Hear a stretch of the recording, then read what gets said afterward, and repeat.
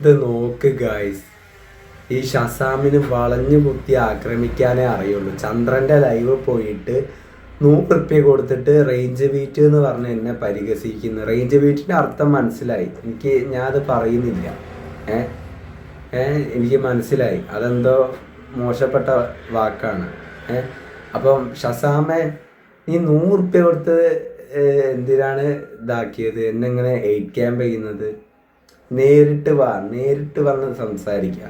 അല്ലാതെ ഇങ്ങനെ 8 ക്യാമ്പ് 100 ചന്ദ്രൻ്റെ ലൈവ് കൊടുത്തിട്ട് മാസാകുകയല്ല വേണ്ട. ചന്ദ്രനെ കൊണ്ട് 4 തെറി പറയിച്ചാൽ ഞാൻ പേടിക്കുന്നു വിചാരിച്ച ഷസാമ് 100 കൊടുത്തിട്ട് റേഞ്ച് ബീറ്റ് പറഞ്ഞ് എന്നെ പേടിപ്പിക്കാൻ നോക്കി. ഇതിൻ്റെ അർത്ഥമൊക്കെ മനസ്സിലായി. അന്നൊന്നും എനിക്ക് അറിയില്ലേനി, ഞാനതൊന്നും പറയുന്നില്ല.